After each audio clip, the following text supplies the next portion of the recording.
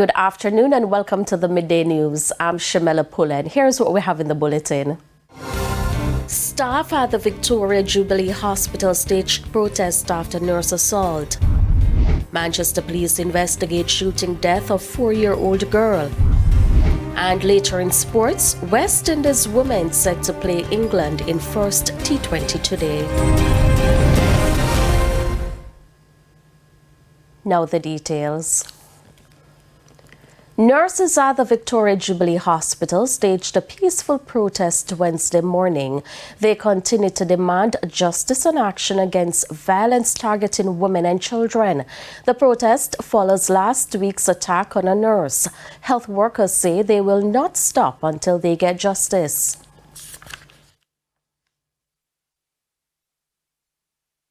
The nurses and nursing personnel of the Victoria Jubilee Hospital, as well as our support team of Jubilee and KPH, we stand in solidarity with our nurses across Jamaica, condemning violence, abuse against women, children, and more so against nurses.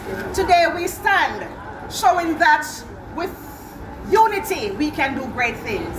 So we condemn, we bind up, and this morning we are praying and serving in the light of God. We, the doctors of Victoria Jubilee Hospital and Kingston Public Hospital, stand in full solidarity with our nurses, with our women and our children, for us to end the violence. No abuse, no excuse, no abuse. No excuse, no abuse.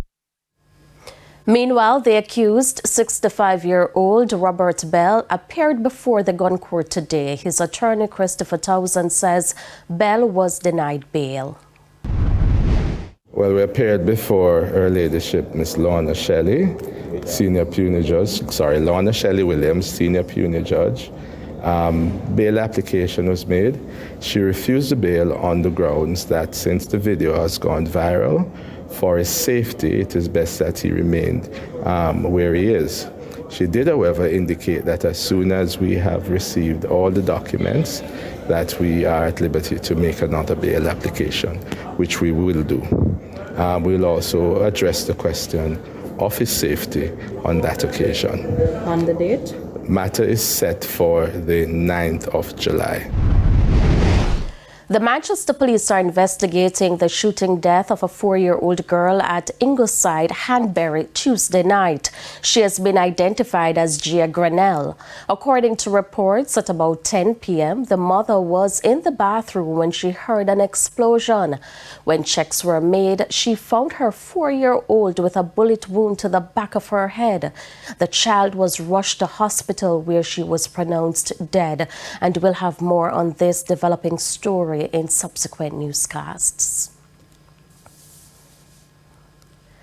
A family in Old Harbour, St. Catherine is demanding justice after alleging that police fatally shot a relative. They maintain the relative was innocent. Details in this report. According to reports, around 8 a.m. on Tuesday, police entered a home in Bowers District where 23-year-old Shaquille Johnson was reportedly inside. Johnson's girlfriend, who spoke with TVJ News, says everything went downhill from the moment police entered the house. As them push me out, then shoot him. In I'm head, them shoot him, me see, and then them put on one gun and come talk. But say, yeah man, see gun here. After when them are and pull them and say, put on your gun, put on your gun. We say we don't have no gun, you don't have no gun. What kind of gun not talk about? Put on your gun, put on your gun. So then shoot him, then have him pan the ground and shoot him and put on one gun and take you up because me see me the right pan the veranda because he all set up. When they pan the veranda, you can see right eye door, them shoot him. But see, come on, yeah man, see gun you know. She insists that Johnson had no involvement in criminal activity and had never shown any signs of wrongdoing. From me know him, me never got say I go sleep at a station. Say police, them even know him name. Them not even know him name because after they shoot him and kill them and ask for his name. You say him have gun, him wanted. Oh, you know if you know him name. So you think wrong identity? Yeah, of course. As somebody said got some set up something because this can't right. This cannot right. So I can see where you have a bruise, where you have bruise. Yes, because for my belly and for my hand. Them draw me. You know if you can see for me, but they draw me and I draw me and tear off my clothes. See me have to draw for one clothes outside. The family is now calling for a full investigation and demanding justice. And it's sad because you always see this on TV, but when you reach your doorstep, you really feel the effects of it. And as Mr. Prime Minister, I'm calling out to you, Mr. Prime Minister. And as my brother was taken down innocently, Mr. Prime Minister, I need some intervention into this. TVJ News tried reaching the police on the incident, but no one was willing to speak. Indicom is now investigating. The incident happened just meters away from where 20-year-old Police Corporal Kamal Main was gunned down in his home on Saturday. Anthony Atkinson, TVJ News. To other news now, over $20 million is being pumped into water accessibility for residents in St. Mary. Prime Minister Andrew Holness made the announcement during a recent groundbreaking for the pipeline project. Romardo Lyons reports. For years, many residents of Castleton in St. Mary have complained bitterly about having very little or no access to piped water at all. As a result, it's become their norm to walk very long distances to fetch water from streams or rivers, which are not always clean or safe. Prime Minister Dr. Andrew Holness says that will no longer be the reality for many in the area. 3,200 Jamaicans who live in and around the Castleton area will benefit from improved water supply by the expenditure of $25 million to replace an old broken water main network. Not a lot of money in the grand scheme of things, because the NWC is this year projected to spend over $10 billion on water infrastructure. So this is a relatively small project. The old pipeline would often break, and so too spirits, as this reduced the pressure of water being pumped to residents. It's why Dr. Norman Dunn, MP for St. Mary South Eastern, says the project serves to do more than supply water. It's also about reducing major leaks that is along the entire conduit of the Water Commission system presently that is available. He says he has been lobbying for a fix for over 5 years, but couldn't quite make a splash. That Prime Minister, for the last 6 years, I've been at the Water Commission to do this particular work. And I'm happy here today that with Councillor Danvers and myself, we are witnessing the Castleton Water Improvement Project.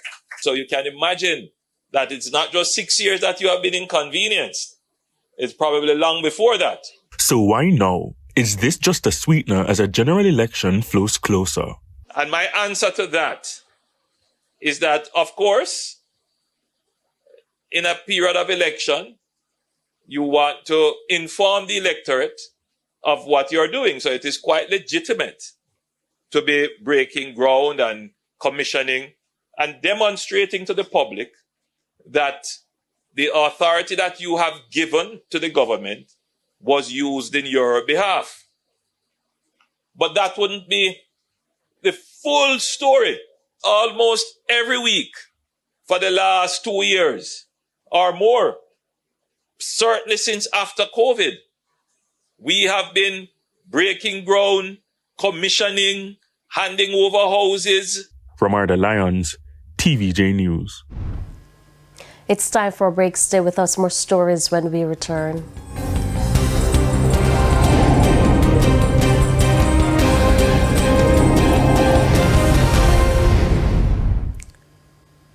Welcome back to the Midday News. It's now time for the Business Minute. VM Investments had a strong year in 2024. Net profit rose 179% to $555.72 million, or 37 cents per share. In 2023, profit was $198.84 million, or 13 cents per share. Net interest income jumped 216% from $442 million to $151.4 million. Total assets. And we apologize for the poor audio on that clip. And here's a preview of Wednesday's health report. In this evening's health report, we look at diaper rash. Normally, when apart from seeing the rash, the child tend to be a little fussy when you're changing the diaper or cleaning the diaper area. The child get a little fussy, and some babies may actually, in more severe cases, can develop fever, or they may have a decreased appetite, or they may be see pus from the area. That's the health report in Primetime News at 7. And now for today's healthy living tip. Keep the skin under a diaper clean and dry. Change diapers often. Limit the use of soap or other strong products on the skin. And do not use scented wipes or wipes with alcohol. Time now for the top regional and international stories. In the region, an 11-member observer team from the Caribbean community CARICOM has arrived in Suriname ahead of Sunday's general election. The CARICOM election observation mission is being led by Dora James, the supervisor of elections in St. Vincent and the Grenadines. Political observers say the race remains tight between Suriname's two dominant political parties, the National Democratic Party NDP and the Progressive Reform Party VHP.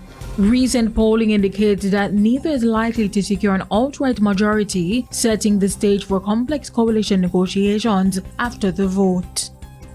On the international scene, a federal judge has ordered the Department of Homeland Security to maintain custody of the migrants until a hearing on Wednesday. This comes after lawyers accused the Trump administration of deporting Vietnamese and Burmese migrants to South Sudan in violation of court order issued in April. In court Tuesday, Trump officials could not say where the flight was or where it was going. According to the migrants' lawyer, at least a dozen migrants were abruptly removed to South Sudan this week.